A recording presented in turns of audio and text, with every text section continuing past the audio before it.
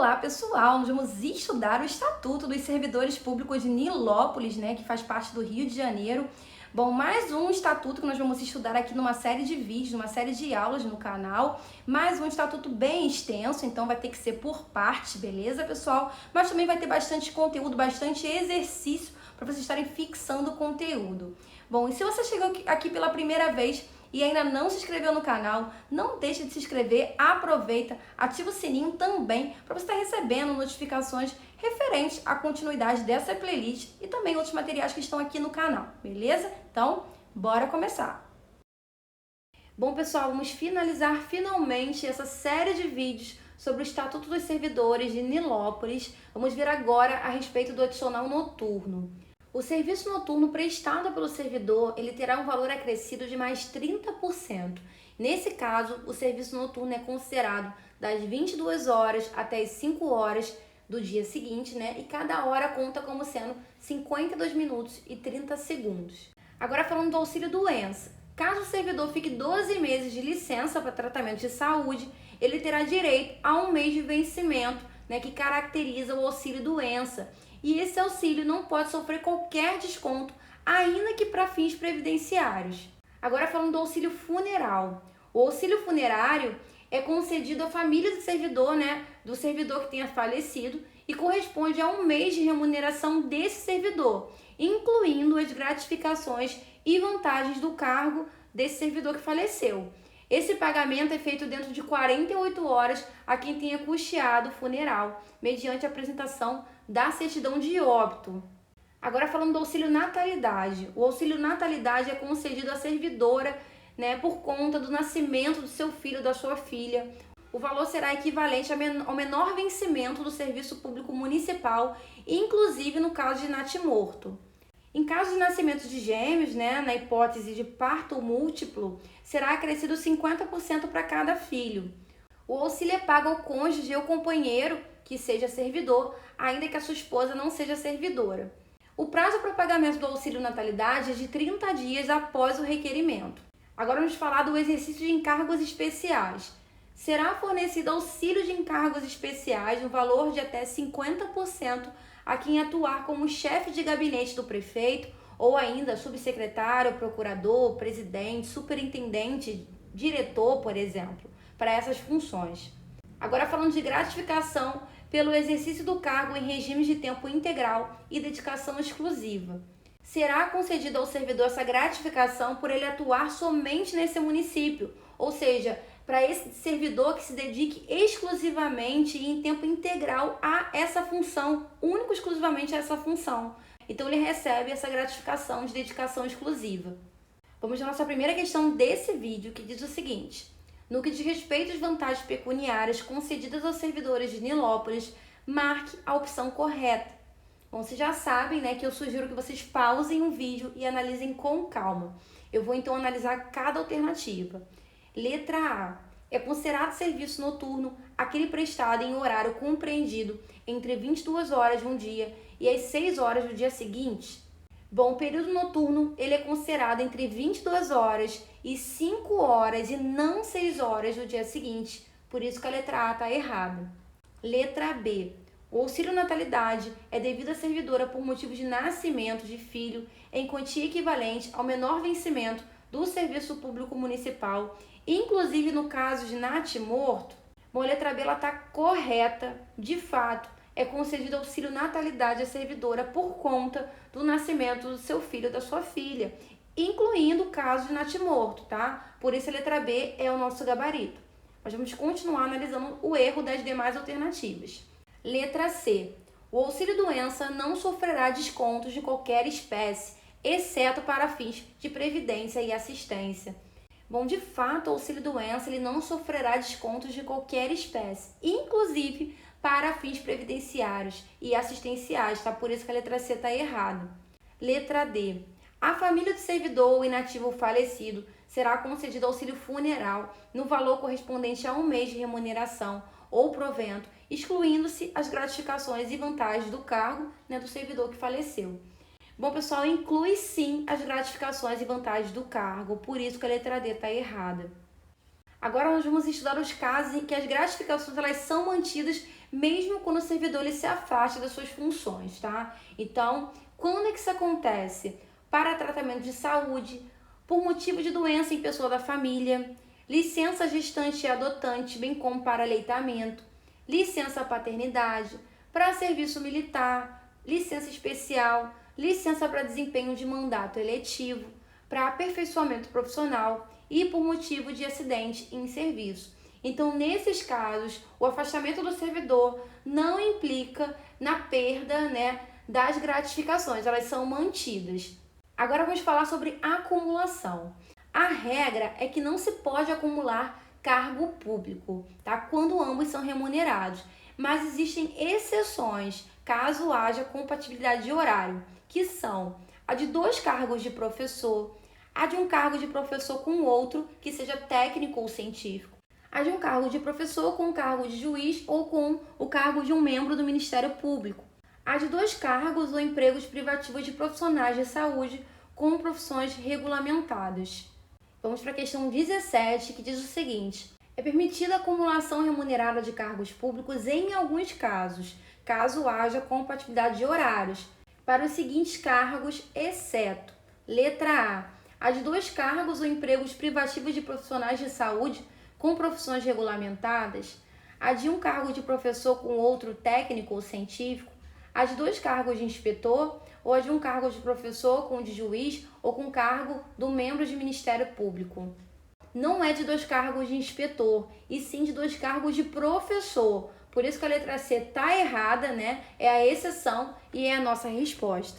Agora vamos estudar a respeito dos deveres do servidor. Quais são os deveres do servidor? Quem nos diz isso é o artigo 209, que são assiduidade, comparecer com assiduidade, com frequência ao serviço público. Pontualidade, chegar no seu horário de trabalho, sem atraso. Urbanidade, tratar as pessoas com urbanidade, com respeito. Discrição, ser discreta em relação às informações que esse servidor acaba tendo conhecimento por conta da sua função. Boa conduta, lealdade e respeito às instituições constitucionais e administrativas a que servir. Então, ser leal às instituições e ter respeito por essas instituições. A observância das normas legais e regulamentares. Observar e respeitar as normas, as regras, agindo sempre com legalidade. Obediência às ordens superiores, exceto quando manifestamente ilegais.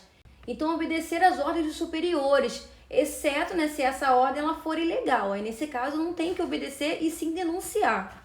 Levar ao conhecimento de autoridade superior irregularidades de que tenha ciência em razão do cargo ou da sua função. Então, fazer com que as autoridades superiores elas tomem conhecimento a respeito de irregularidades, que esse servidor ele acabou tendo ciência por conta do seu cargo. Zelar pela economia e conservação do material que lhe foi confiado. Então, cuidar da conservação dos materiais dentro do seu ambiente de trabalho. Providenciar para que esteja sempre em ordem no assentamento individual sua declaração de família. Então, cuidar que o seu assentamento individual ele esteja atualizado. Atender prontamente às requisições para a defesa da fazenda pública e a expedição de certidões para a defesa de direito. Então, atender com prontidão, atender com agilidade aos requerimentos feitos pela fazenda pública e também emitir certidões sempre quando for solicitado. Guardar sigilo sobre a documentação e os assuntos de natureza reservada de que tenha conhecimento em razão do cargo ou função. Então, respeitar o sigilo de documentações e também de assuntos que aquele servidor ele acaba tendo conhecimento por conta da sua função. Submeter-se à inspeção médica determinada por autoridade competente, salvo justa causa. Então, caso a autoridade competente desejar, o servidor deve se submeter à inspeção médica. Fazer pronta comunicação ao seu chefe imediato do motivo de seu não comparecimento ao serviço. Então, o servidor deve comunicar à sua chefia imediata o mais rápido possível em relação ao seu não comparecimento ao serviço. Mantendo as relações de trabalho ou fora dele, comportamento compatível com a sua condição de servidor público. Então, o servidor ele deve manter um comportamento condizente, com seriedade, em relação à sua condição de servidor público. Comparecer ao trabalho em boas condições de asseio e convenientemente trajado ou com o uniforme que for determinado pela administração. Então, o servidor ele deve comparecer ao trabalho em boas condições, tanto de higiene quanto de vestimenta. apresentar relatórios ou resumos de suas atividades nas hipóteses e prazos previstos em lei ou regulamento. Então, o servidor ele deve apresentar relatório ou resumos, periodicamente sobre suas atividades. Isso é um dever de todo servidor desse município. Agora vamos falar das proibições. Ao servidor é proibido o quê? Referir-se de modo depreciativo em informação, parecer ou despacho às autoridades e atos de administração pública ou censurá-los pela imprensa ou qualquer outro órgão de divulgação pública, podendo, porém, em trabalho assinado, criticá-los do ponto de vista doutrinário ou da organização do serviço. Então, o servidor não pode se referir de modo depreciativo, em relação aos atos de administração pública, assim como também não pode censurar esses atos. Mas isso não impede, que esse servidor ele faça críticas, caso seja um trabalho assinado. Também é proibido ao servidor retirar documentos, retirar livros da repartição, para que se altere alguma situação ou se altere algum fato, assim como não pode apresentar documento falso. O servidor público não pode se aproveitar do seu cargo para tirar algum tipo de proveito, para tirar algum tipo de vantagem. O servidor também não pode se aproveitar na sua hierarquia para poder coagir um subordinado, de modo a conseguir votos, por exemplo, com objetivos de natureza partidária. O servidor ele não pode participar de diretoria, gerência, administração, conselho técnico ou administrativo de empresa ou sociedade, contratante, permissionária ou concessionária de serviço público.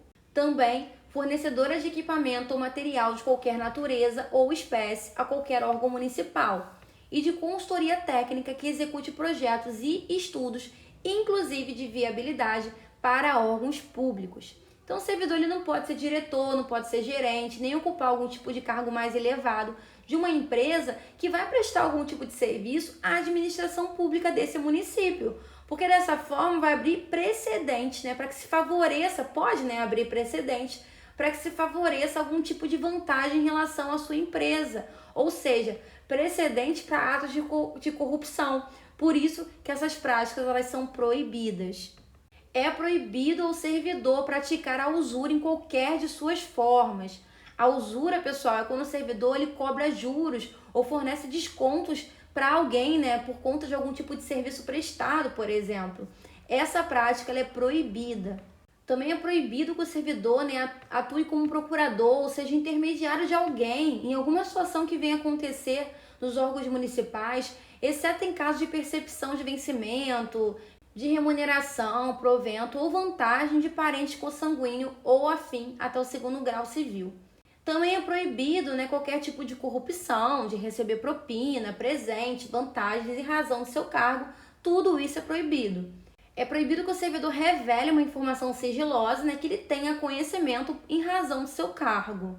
É proibido que o servidor coloque alguma pessoa estranha dentro da repartição, exceto em casos previstos em lei. Também é proibido ao servidor dedicar o seu tempo de serviço a outras funções que não sejam o seu trabalho, ou seja, se dedicar a atividades consideradas estranhas ao serviço. É proibido ao servidor deixar de comparecer ao trabalho sem que justifique o motivo dessa falta. Também é proibido ao servidor utilizar bens do município para serviço particular. É proibido ao servidor retirar objetos das repartições dos órgãos municipais, exceto quando autorizado pela autoridade competente. É proibido que o servidor faça cobranças indevidas. Também é proibido que o servidor deixe de prestar declaração de inquérito administrativo, quando intimado. É proibido que o servidor exerça cargo ou função em desacordo com a lei. É proibido que o servidor utilize veículo do município em situações alheias ao serviço público, como, por exemplo, fazer uma viagem em família com o veículo do serviço público. Isso é proibido. É proibido que o servidor negligencie ou omita alguma prática ou tenha algum tipo de conduta em desacordo com a lei, tendo como objetivo satisfazer algum interesse próprio ou um sentimento pessoal. Também é proibido que o servidor pratique qualquer ato de sabotagem. Vamos à nossa última questão, para a gente estar encerrando essa série de vídeos do Estatuto dos Servidores de Nilópolis. Essa última questão diz o seguinte: são proibições aos servidores municipais de Nilópolis, exceto: letra A. Coagir ou aliciar subordinados com objetivos de natureza partidária. Praticar a usura em qualquer de suas formas no âmbito do serviço público. Guardar sigilo sobre a documentação e os assuntos de natureza reservada de que tenha conhecimento em razão do cargo ou de sua função. Cometer pessoa estranha ao serviço do município, salvo nos casos previstos em lei. Bom, pessoal, a exceção nesse caso, nessa questão, é a letra C, a guarda de sigilo sobre informações e documentos, né, que o servidor ele tenha conhecimento por conta do seu cargo. É um dever do servidor, tá? Ele tem que guardar sigilo sim, isso é um dever e não uma proibição. Por isso que a letra C é a nossa resposta. Fala pessoal, espero que esse conteúdo tenha contribuído para os estudos de vocês. Não vai embora porque vai ter uma série de vídeos em relação a esse estatuto, tá bom? Então fica aqui, fica no canal, se inscreve no canal para vocês estarem sempre de olho, estarem sempre acompanhando e se preparando para o concurso de vocês, beleza? Aproveita também e explora outros conteúdos do canal que pode estar contribuindo, fortalecendo para os estudos de vocês. E se você gostou, não deixe de deixar um like, beleza? Bons estudos e até o próximo vídeo. Tchau, tchau!